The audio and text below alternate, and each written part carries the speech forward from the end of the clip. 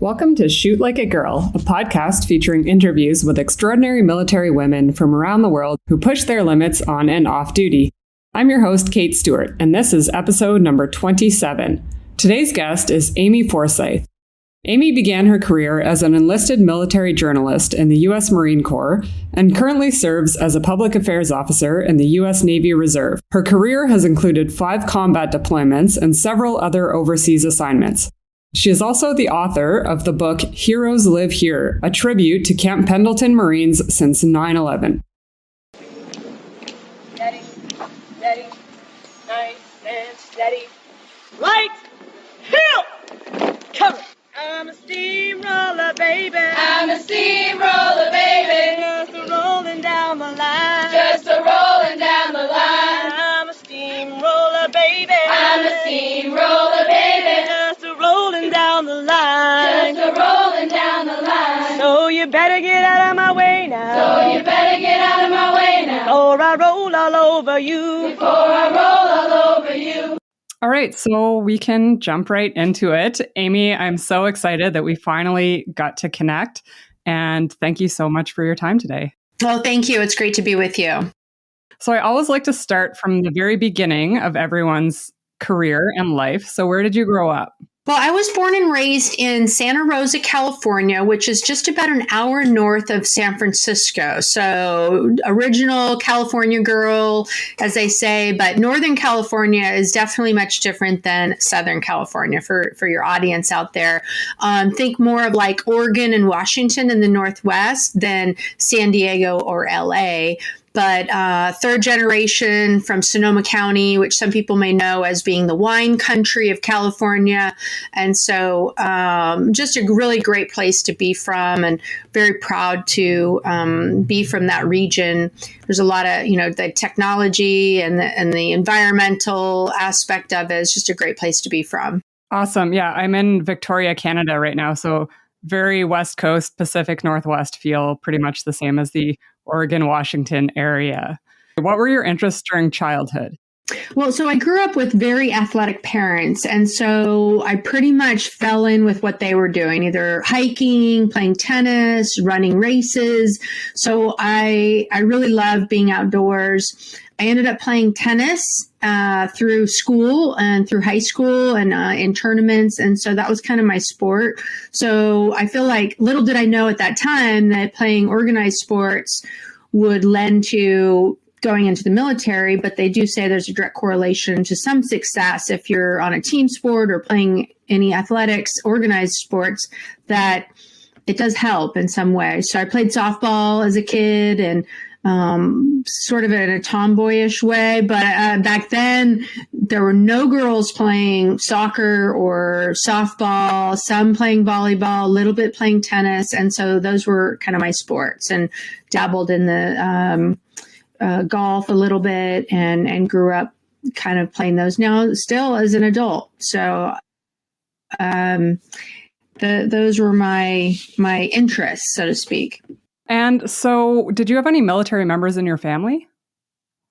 Well, actually, my grandparents were in the military, of course, during World War II, that era. My grandfather was in the Marine Corps. My grandmother was an Army nurse, and they were deployed overseas to Guam and Saipan and fought in those battles. And while my grandmother tended to the wounded and the dying, and that's where they met, actually, on the island of Guam. Just before the war was over, and then World War II ended, they came home, linked back up, and ended up getting married, and then moving out west, making that trek from Iowa, Montana, over to California, Northern California, and that's where they settled. Yeah, I grew up hearing their stories, and it just sounded so amazing. They had lifelong friends, and the service and the patriotism that they displayed. It really it rubbed off on me, and I knew from an early age, because of their service and stories, that's what I wanted to follow. I'm always so curious about that, because I didn't have that growing up, and I didn't really know a lot about the military at all. I mean, I don't remember any recruiters or anything coming to talk at our school. So it's always sort of interesting for me to hear these people who grew up and knew from an early age that that's what they wanted to do. And had it not been for their stories, I might not have ever known that much about the military, because recruiters were not authorized to come onto my high school campus, and I didn't really have any other contacts that were in the military. So without their stories, I really had to seek out and find a recruiter who would talk to me even. And because a lot of times they did it back then, they weren't recruiting women, or they just didn't make an effort because of how hard they had to work to get women to join the Marine Corps, at least. And this was in the late 80s, early 90s for me. So things have changed a little bit now, but it's always a constant, steady drumbeat of stories and trying to, reach all people wherever they may be. Mm-hmm. It's so interesting now because of the internet, and, we can go online and look at videos of basic training or whatever courses and occupations people want to do. And even on Instagram, I've noticed recruiters making Instagram pages to reach out to people to recruit them. It definitely has changed the game for them, and in a good way, because they can reach people in a more direct manner than having to cruise the malls and beg for access to go onto high school campuses. And I went to an all-girls Catholic school in high school, so of course there were like no military recruiters. They wanted everyone to go to college first. Obviously, we had a couple girls that ended up going to the U.S. Naval Academy.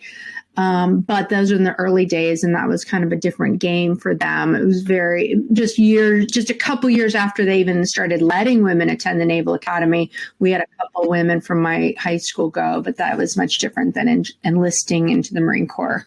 So did you know that you wanted the Marine Corps? And then how did you decide which occupation within the Marine Corps you wanted to do? I did. I definitely had my heart set on the Marine Corps. I didn't even talk to any other recruiters. The Marine Corps was where it was at for me, the hardest, I would say, for the U.S. services, and the most challenging, and just the coolest people, right? The uniforms, the mission, the mindset, everything was all there for me. And so I knew, though, I wanted to use my skills. It was kind of good and bad, because the Marine Corps for women at the time was very limited. You could only probably do about 20% of whatever they were offering, like an administration or maybe a mechanic of some kind, but no combat infantry, no aviation combat jobs were available. But they did have this one career field called combat correspondent, where women were allowed to join. And I said, that is for me. I was always interested in media and journalism, yearbook, high school staff, and telling stories. And so that's exactly what I wanted. And luckily there was an opening, and I had to take a couple like English diagnostic tests and typing tests and things. And so the slots were very few and far between, but my recruiter managed to get me one. And so it was such a blessing to be in that career field from day one. Mm-hmm. And so what did the training look like to become a combat correspondent? Well, we all go through the same school, what we call the schoolhouse. It's called the Defense Information School, and it's located now at Fort Meade, Maryland. And it's where all the services go together to learn journalism, public affairs, community relations, and now digital media creation. And so at the time, though, I went to Fort Benjamin Harrison in Indiana. But it's basically a pipeline. Once you graduate from boot camp and recruit training, then you go to what we call DINFOs, it's short for the Defense Information School, and go through the training pipeline. And I was there my initial time about 8 months or so. So I went through very intensive journalism, print, broadcast, radio training. It's second to none. Really, it rivals any journalism school, college out there. And it was just a great time to learn that craft, really. And so, since I'm Canadian, I'm not overly familiar with the US and the military there. So is this to correspond within the military, or would this be for correspondence with outside news agencies? Well, pipeline training for the military would be to go to your first duty station and then do reporting within the military. So we have this media network called Defense Media Activity. And then we have like radio stations and TV stations called American Forces Network. And so basically you would go onto your duty stations and write for the local paper, like the military paper. And now most papers have gone away, and then they just take photos and create videos and do digital content creation for your local base or station. And so all the students, military students, go through this training pipeline. And so I've been lucky enough to actually be an instructor there on 2 separate occasions, but I've been back for follow-on training. And so, but many people, once they graduate there and then go in the military and get out of the military, they can land jobs in media, and some have gone on to be broadcast anchors and work in the highest levels of media. So we kind of have a claim to fame that produces great military journalists who then go on to work in civilian media as well. And so we just have a great legacy of training to a very high standard. So anyone could literally walk out of the military and land a job at any media market because they already know the standards and the tools used in civilian media. Right. Yeah. It sounds like such an interesting job. So how many deployments have you done with that? Well, luckily, I kind of caught this epic wave of deployments and opportunities. So I joined in 1993. And granted, I was 22 when I joined the Marines. So my parents, they were like, just hold off before you join the Marines. After you graduate high school, try to go to college if you can. If you really want to join the Marines, then join the Marines. So I was 22, and that's considered a little bit on the older side for U.S. anyway. So, my first duty station, though, after I graduated DINFOS, I went on to Guantanamo Bay, Cuba, which was then considered a very remote, exclusive duty station because of just how isolating it is, because there weren't flights back and forth from the state. So I was just right off the shores of Florida by 90 miles. But the mission was so important back then in 1994. So I consider that a deployment. That was a 1-year tour. I didn't leave the island, very focused on the mission. We had a lot of things going on at that time. For some of your audience, you may remember in 1994-95, we had a mass exodus of Cubans and Haitian migrants who tried to come to the United States, and they were lost at sea. And the Coast Guard picked them up at sea and brought them to our base. We had a tent city of 70,000 people on a base that was designed for 4,000. So it turned into a joint task force very fast with very dangerous conditions. So I consider that kind of my first entry into real world operations with a lot of high level visitors and media interest because of the policy and things like that. So from there, I was stationed at Camp Pendleton, which is a large Marine Corps base near San Diego, California. And from there, did a lot of media engagement, community relations, working for the base TV station, base newspaper.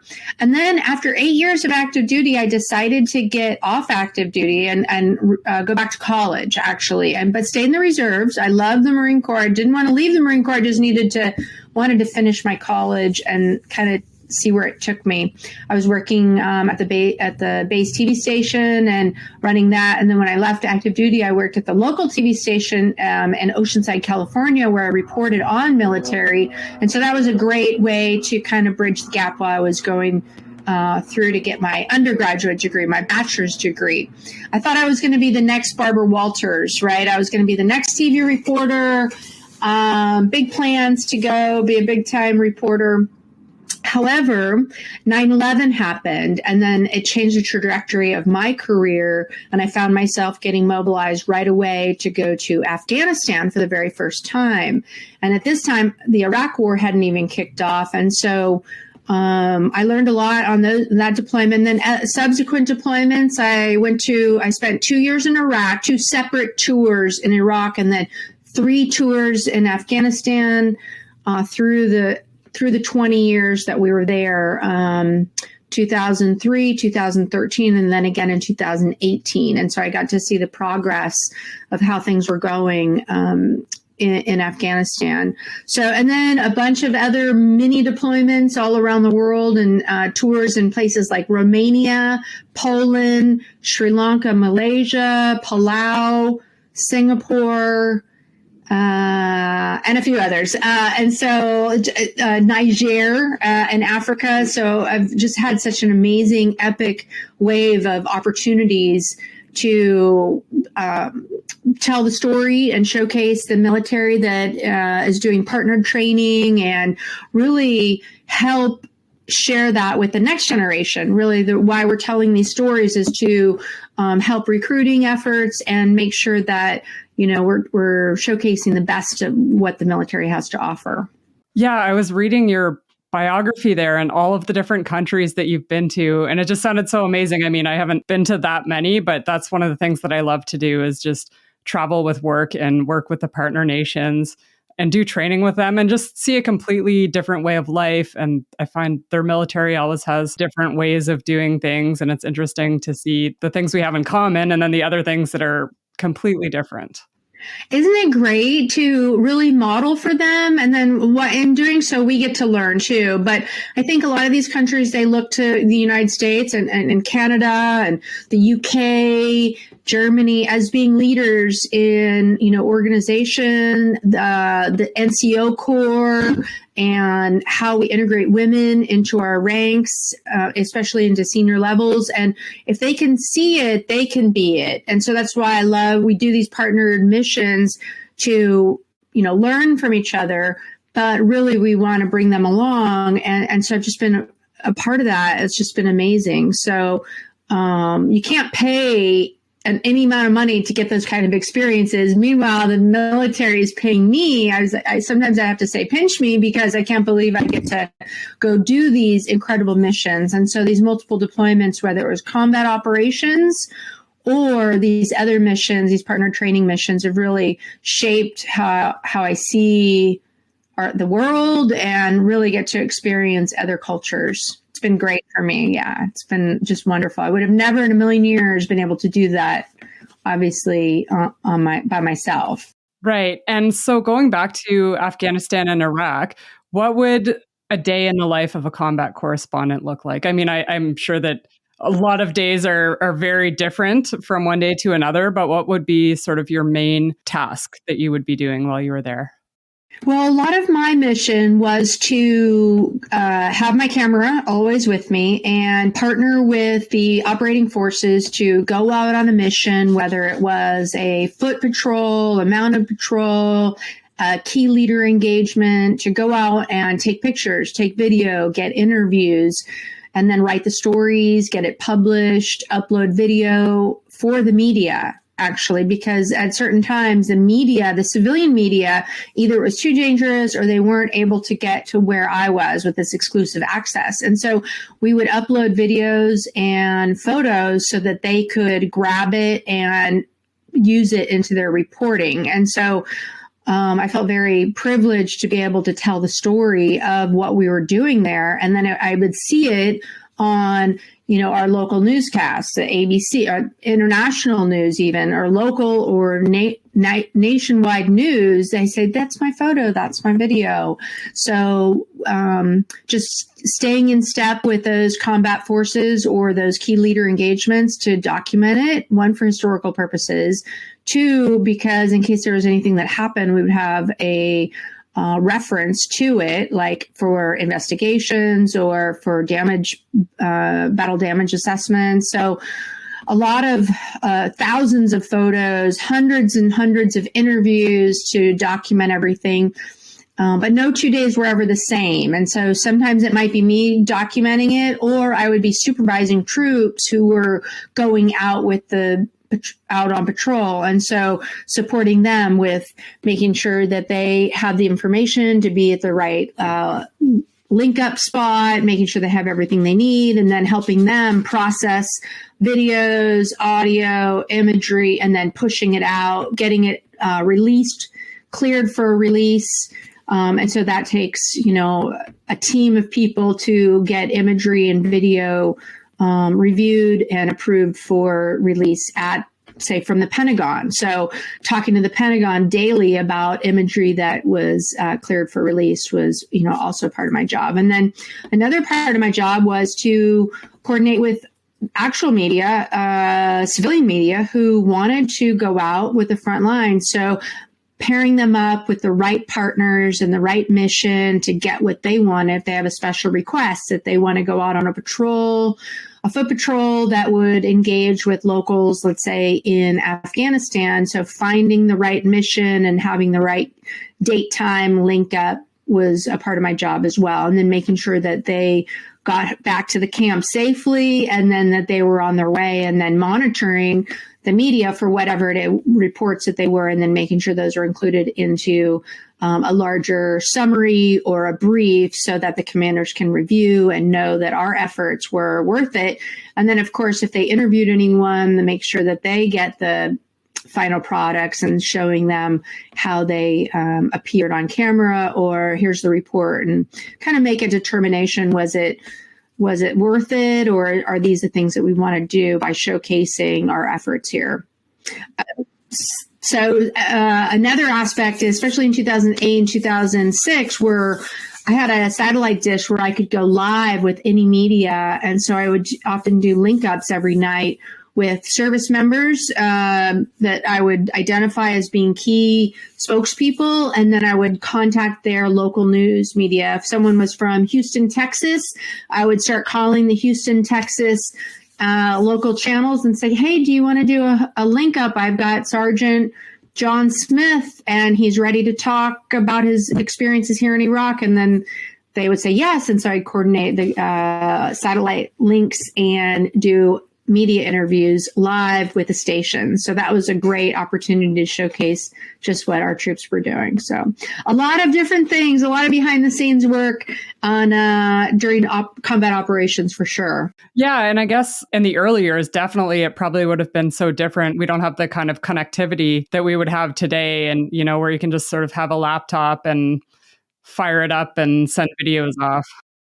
That's right. I mean, these were some early days where internet was not even existing for much, and it would not always work, or it'd be cut off. And so you felt very isolated. So trying to get the satellite to connect and on the phone, and really running a back end TV station really to do satellite uplinks was really a challenge, but one of my most favorite memories really from those hard, I'll call those the hard years of before technology got really easy. Mm-hmm. And so what was your most memorable moment on deployment? Boy, there's been so many memories, good and bad, because of the tragedy, really, of losing so many fellow Marines, soldiers, sailors, airmen, that we were close to, that we knew, we saw every day, reading the casualty lists, walking by the surgical tent every day, knowing that there was work going on there, and the call for blood every day. Some of these things I wouldn't remember if I didn't have photos to remind me. So a lot of it's been probably blocked out, but a lot of it it's kind of stored deep down, and talking about it's great. And I know there's a lot of people, soldiers and Marines who, it's far from Iraq and Afghanistan, but they're still sort of in their head. They're still sort of there, But I would have to say, if I had to pick one particular memory, I just can't pick one, but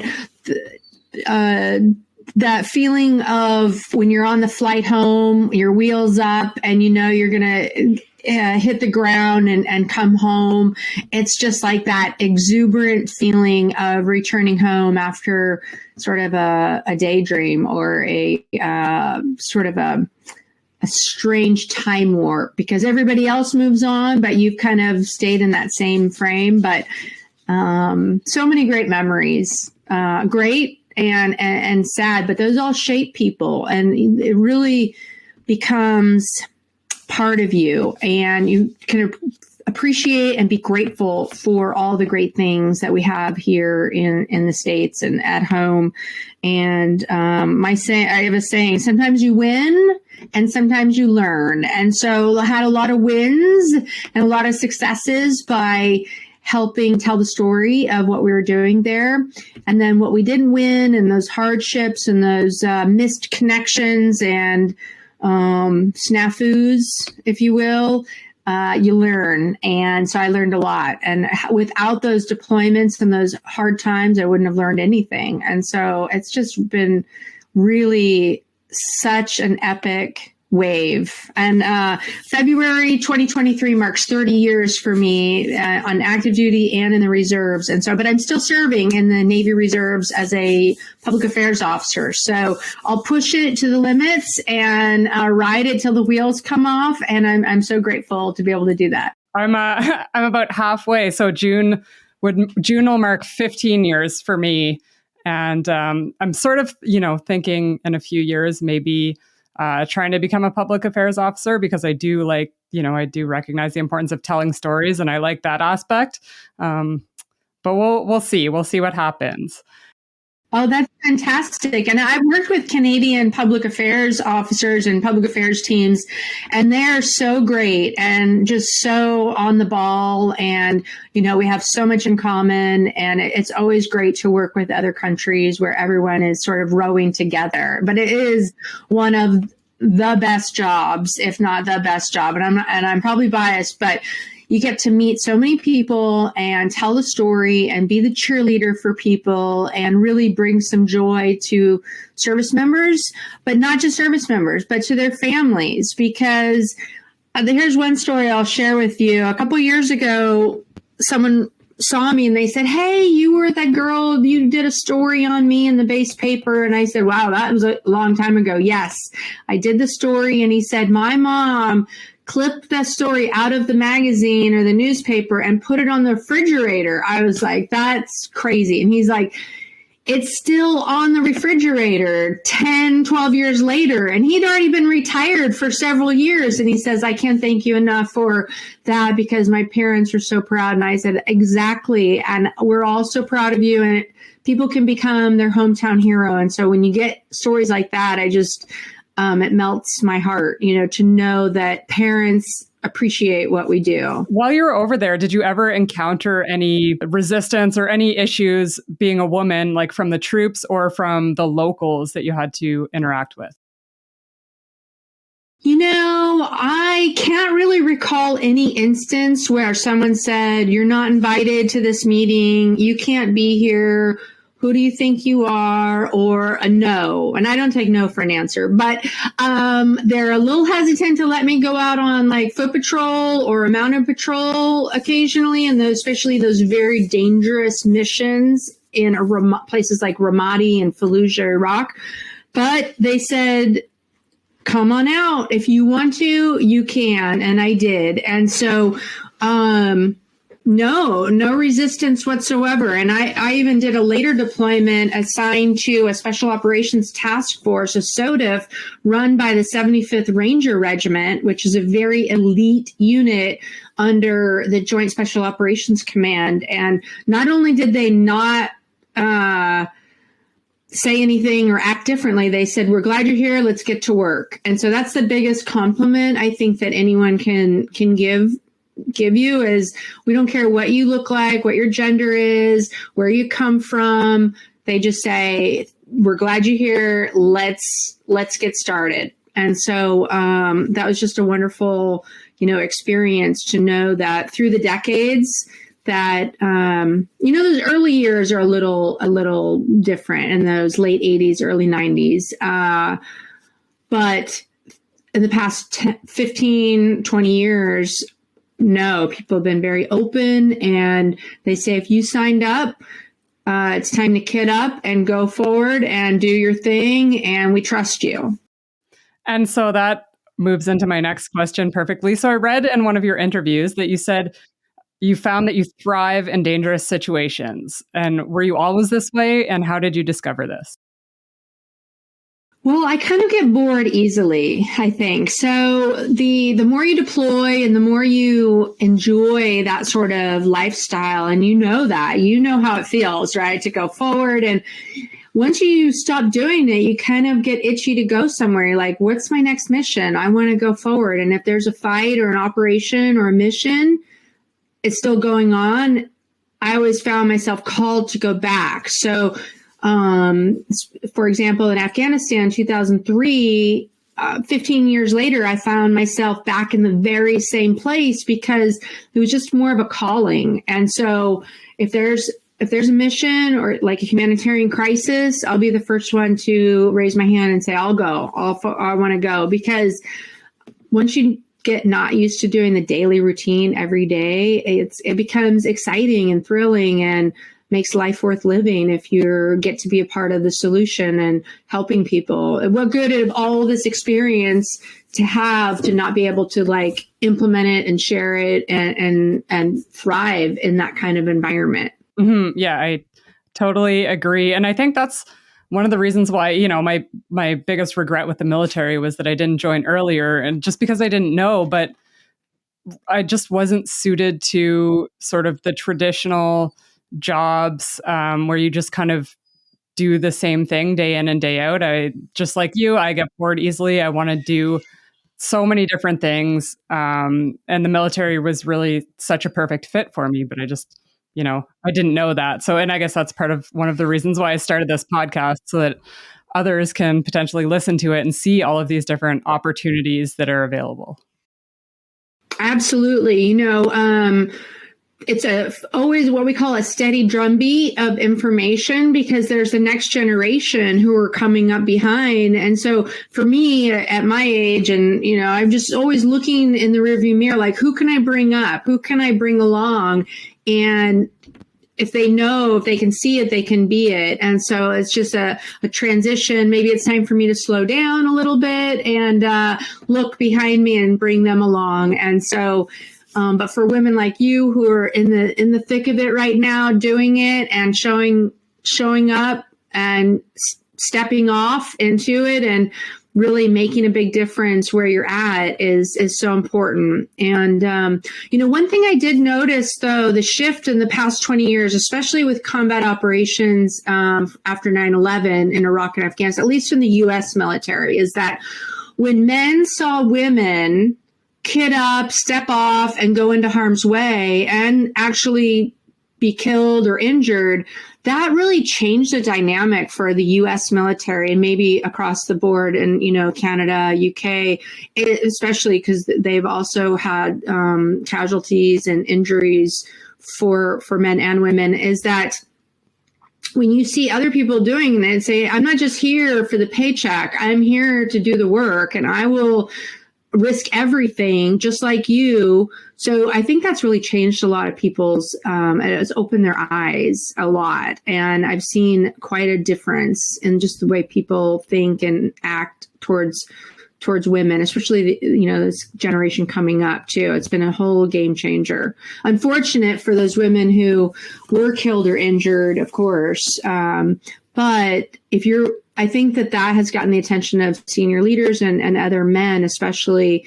Hey, if you're willing to do the job and go in harm's way, you're on my team regardless. And that's been really a shift. Mm-hmm. Yeah. So Canada, since 1989, women were allowed in all trades in the military, except for actually the last one was to be on submarines, which didn't happen until 2002. But in Afghanistan, I mean, we had women who were in the infantry and artillery and all these different combat arms.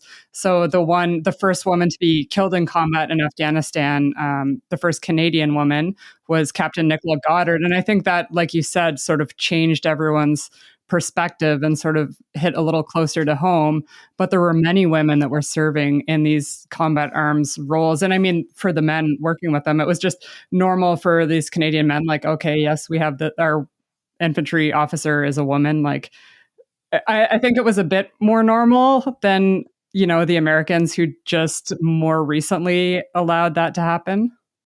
Right. We're following suit of some of our partners, and we see that it works. And even places like Sweden and the UK, we're kind of behind the power curve when it comes to that.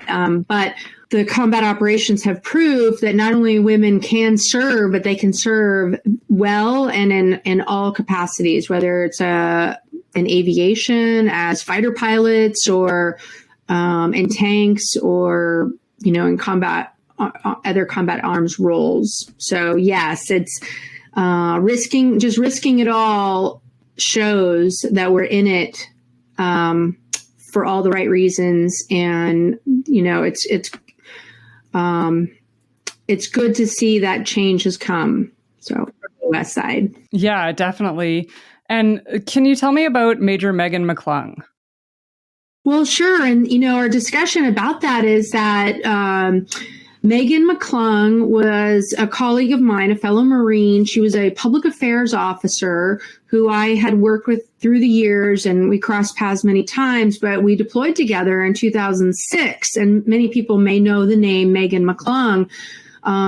She was a Naval Academy graduate, a triathlete, one of these uber runner girls, and super gung-ho. We say gung-ho motivated, bright red hair, just a firecracker, personality-wise. And she was a public affairs officer.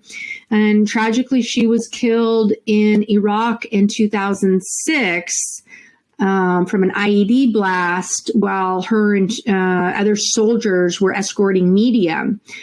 And, as we talked about, when she was killed, when Megan was killed, and I love telling this story because I like to keep her legacy alive, and for people who don't know, but that really got people's attention because she was the first female officer, Marine Corps officer, to be killed. And so people were really taken aback by that and realized that, okay, this is real. Her and two other soldiers actually in the vehicle were killed alongside her. And so with her death has come a lot of enlightenment, and to that point that if she's willing to kid up, step off, and go serve in one of the toughest dirts in Iraq, in Ramadi, dangerous time and place to be in, then women have the right to be there, and no one's going to say otherwise. But tragically, she was killed, and so there's been a lot of legacy memories of her and people who want to follow in her footsteps, just that bravery and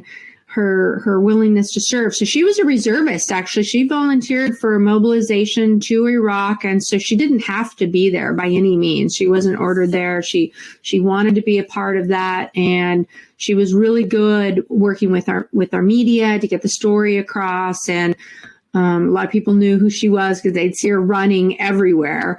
And just having that career path, being a Naval Academy graduate, working as a public affairs officer, just a real tragic loss, along with all the other losses, but worked with her very closely. And so by honoring her in certain memorials, or there's some scholarships and awards in her name, is just keeping that alive if people don't know.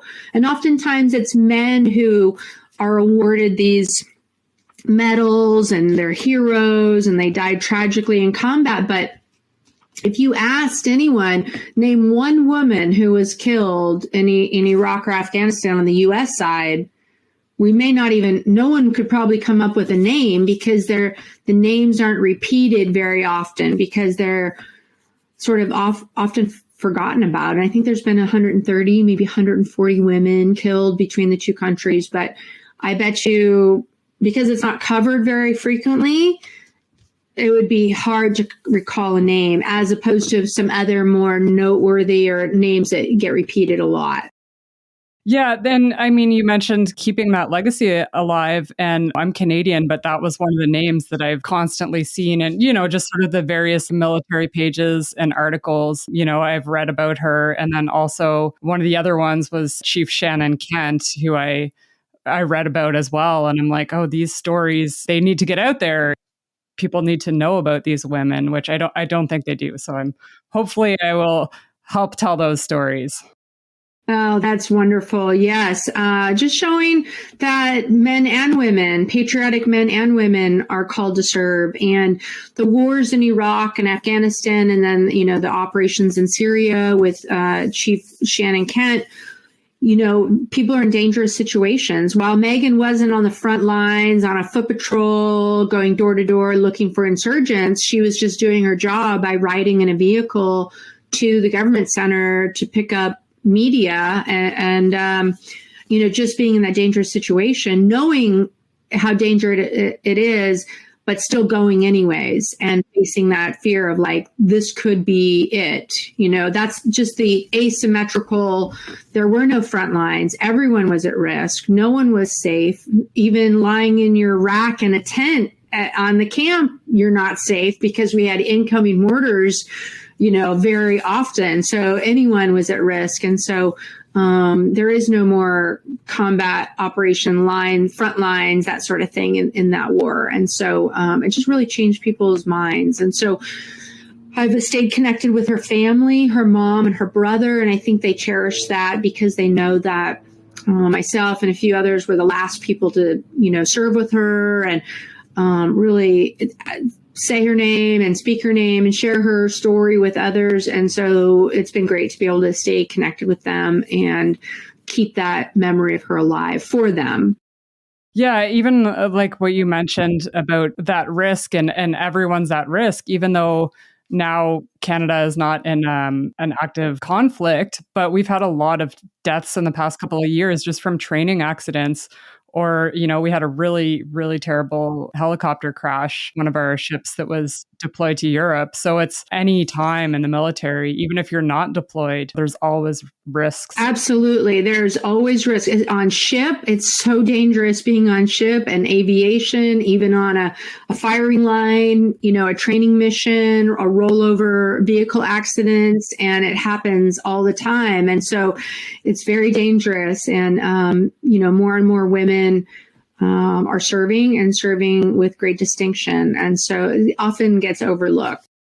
And so what made you make the switch from the Marine Corps to the Navy? Well, I had served in the Marine Corps for about 18 years, and I'd already done all these missions and combat deployments, and I had finished my bachelor's degree and already had finished my master's degree.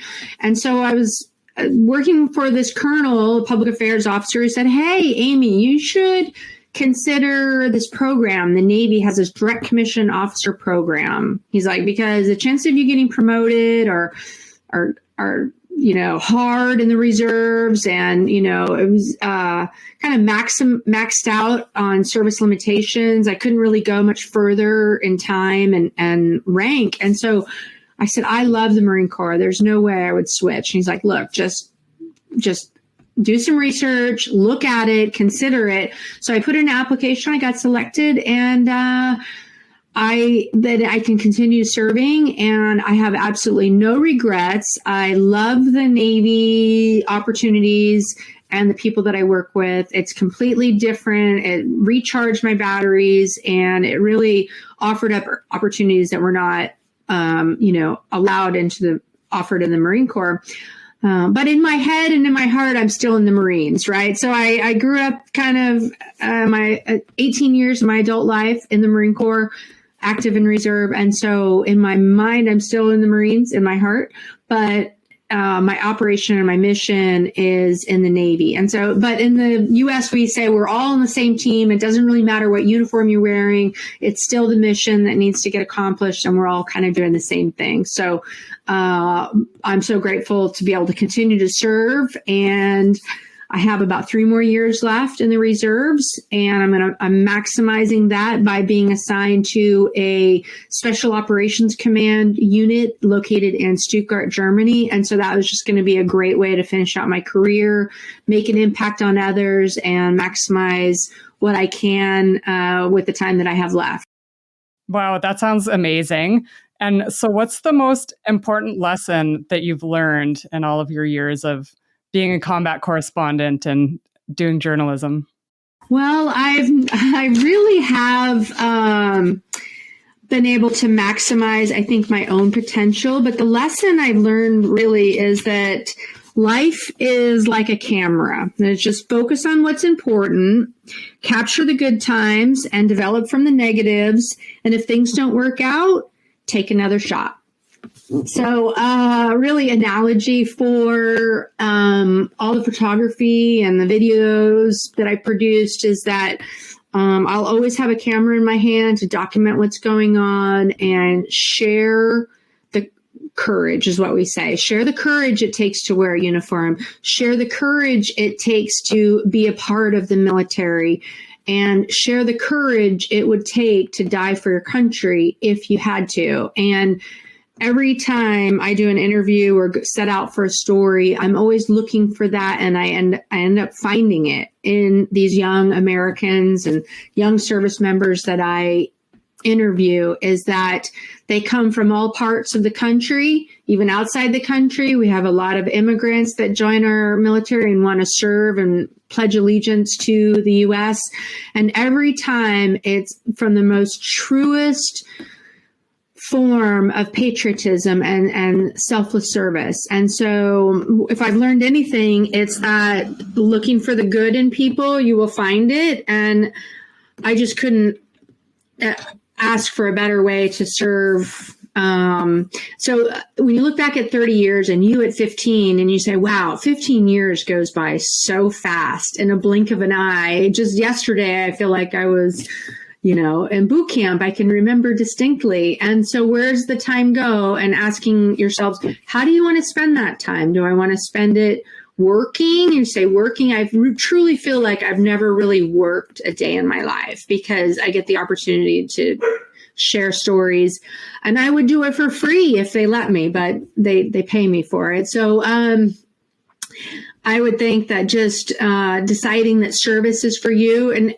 people who transition into the civilian and the private sector, I love it. I love seeing veterans succeed and using their service as a stepping stone. And their story is so important and more important to share with the next generation, because we always have to create new opportunities for Americans to serve our country. And so no better way to do that than tell the stories of veterans and those success stories that build on each other. And so those lessons for me really resonate. And I get to tell that story and be the go-between to share those stories of service and help people along the way. And so speaking of stories, I can see on the shelf behind you, tell me about your new book and what inspired you to write it. Well, the book is called Heroes Live Here, a tribute to Camp Pendleton Marines since 9/11. And this is really just a collaborative work of art. It started as a passion project where I'm here located at Marine Corps Base Camp Pendleton near Oceanside, California. It's a beautiful beachside town just north of San Diego. And I came back here about 2.5 years ago after serving and living on the island of Guam for 5 years. But Camp Pendleton is where I was stationed for many years, coming up through the ranks and deployed out of here many times. And I came back and noticed that they had so many war tributes and memorials to those that were fallen all throughout the base. It's a sprawling base, huge swath of land, 125,000 square acres with about 40,000 people stationed here with their families. But there was many tributes. And I thought, through the years, we've lost so many people. And in my research, I learned that Camp Pendleton was home to more Marines and sailors that were killed in Iraq and Afghanistan than any other one base or sation. And so I just knew that I had to put this together in a nice tribute book for family and friends and fellow Marines. And luckily, people have really enjoyed it. The history of Camp Pendleton. So long before it was a Marine Corps base, there was it was a working cattle ranch, and the history of California going back, hundreds and thousands of years, where it was home to Native Americans here as well. And so I've cataloged that in the book, and so it's just a tribute book, and really the capstone project for me of my life, a capstone project that incorporated photography, community relations, storytelling, marketing, engagement with the community. And so I've been so grateful for that. And it just really encapsulates the sharing the courage it takes to serve, and right here at Camp Pendleton. So thank you for noting that. Heroes Live Here. You can find it, more photos and more stories of our Marines and sailors at heroeslivehere.com. But it's been challenging. I didn't know what to expect, but I learned a lot in the past 12 months about how to do time management, working at night and on the weekends, and finding pockets of time to go out and do a speaking engagement or a book signing or a podcast media interviews. So, but I tell people, if you think you have a story or you want to research another story, there's so many stories out there for people who are aspiring to be an author. It opens up doors and it positions yourself to be an expert in a particular topic. And I kind of self-published this book, so I didn't have a big print house or a backer, but I didn't really go that angle because I really wanted to keep creative control over the content of the book. It's 200 pages filled with more than about 150 photos. So it's a coffee table book, high quality paper, and all these things I had to learn, like trim size and margins and cover design and interior. And so the process was amazing. I had a great layout team and a cover designer, and really learned a lot about the book publishing industry. Do you have any more sort of planned to do in the future? I probably would love to explore the options for another book, but right now I am just riding this wave of, it's amazing that people actually really want to hear more about the history and talk about my experience. So I was booked solid for 2022 with speaking engagements, and I'll be picking up that more here in the next few weeks after I had foot surgery. So I'm healing from that. Once I'm able to walk again, I'll be back on the book signing and book tour, but it's just been amazing. But yes, I do have some ideas, in the future for future books. Now that I know the process, I feel like it would be a lot easier and able to put together a series or some sort of multimedia project. I've had a lot of opportunities. People have asked if we can turn this book into a video segment with some tributes, and then I want to make the audio book. And so kind of slow rolling those projects and being able to really fully tell the story that is in the book. I haven't really even scratched the surface of making more multimedia available to tell those important stories of the people that I chronicled in the book, that and all the history that goes along with Camp Pendleton. And for people that want to find more information about you online, where can they do that? Well, you can definitely connect with me on LinkedIn, Amy Forsythe. I'm on Instagram as well and Twitter, and also go to my website, www.heroeslivehere.com, where you can find more information about the book, my speaking engagements, and connect with me there through LinkedIn as well. So, and I love to connect on LinkedIn and really stay connected. And in case I'm ever writing a story or doing more research, I found that that's a great network of people to highlight. If you're an expert in a certain field and you want to be a resource for me, that would be great. And I love to be a cheerleader for other people in all their endeavors. Yeah, I made a LinkedIn just to share the podcast, and that's how I connected with you, but I didn't realize what a great connection tool it would be. I found a few podcast guests that way. Oh, that's wonderful. And, and for military people, they think, well, I don't need a LinkedIn account because I'm in the military, but it actually helps connect for future duty stations or assignments, or really the folks that we served with many years ago, maybe just reconnecting with them or seeing how people are moving on after their service and what jobs they're taking, and being able to be a reference or offer a referral for someone. And so sharing content as well, like what projects what I'm working on or something. So LinkedIn is my go-to platform, but I'm also on Instagram as well. And so my final question that I ask everyone, what advice would you give to women looking to join the military? And in this case, specifically combat correspondent or public affairs? The advice I would give to women looking at joining the military is, I would think, really understand yourself first. What are your interests? What are your tolerance levels? What do you want to get out of this life? If you want to challenge, go for it. If you want to travel, go for it. If you want to meet awesome and amazing people, go for it. There's reserve opportunities out there. There's all kinds of ways that you can serve if you wanted to enlist or become an officer.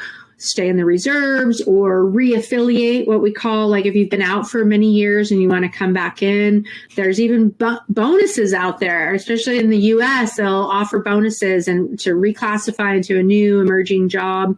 If I could do it all over again, though, I might come in and be in the UAV aerial drone operator type thing. I just find it fascinating. And so there's so many great opportunities out there for women. So don't be afraid to step up and step out of your comfort zone if you want to maximize your own potential and maximize this life that you only have one try.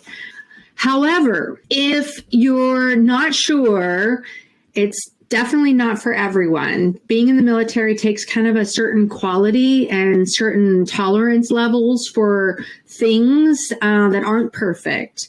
I would say the acquisition process is not perfect. The human resources is not perfect. It's chaotic. It's unbalanced at times. It doesn't seem fair at times. And there's extremes. There's extreme momentum, and then there's some downtime. There's going to be people you don't like and who don't like you. Or if you can tolerate all that, it really is probably one of the best places to be right now for young women. There's many opportunities to travel and prove to yourself what you can do. I would say, a career and family are all in the cards later down the road. But if you're looking to really get something out of this life and being able to make a difference and an impact on other people, service before self. And that's what I would tell people, is that it's not for everyone. Do some research before jumping in, or just jump in and say, let's roll and let it happen, and just kind of go for it. Awesome. That's so great. Thank you so much for your time today. I'm so glad that we finally got to nail down a time and connect. I know. Keep up the great work. I just think this podcast is amazing.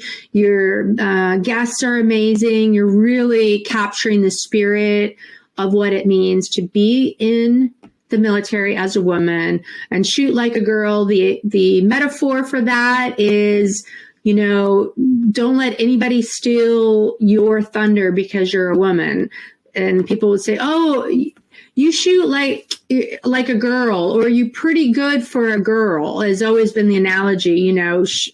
Marksmanship and photography, everything is sort of the standard for a girl. And we want to change that, right? We want to say, you're good at marksmanship, period. You're good at photography, period. And so this podcast is exactly that. You're good as a podcaster. And this podcast is bringing so much to those out there interested in the military and the women who have already kind of been there, done that, and opening doors for other women. Yeah, I can't remember if it was a cartoon or it was something that I was reading about, and someone's, a girl is playing basketball and the guy said, oh, you shoot like a girl. And she was like, oh, thanks. If you practice really hard, then maybe someday you can too. Yes. And, that analogy is still used, but it's a pejorative. It's like for a girl. And it's like, no, just as is, you're good at this. And so it's up to all of us to check that language and make sure that we're just giving compliments without it being a gender specific. And so the guests you have been top notch. So keep it up. Thank you so much for having me. Thank you for listening. If you'd like to help support this podcast, please subscribe and leave a rating and review on your Apple Podcast app.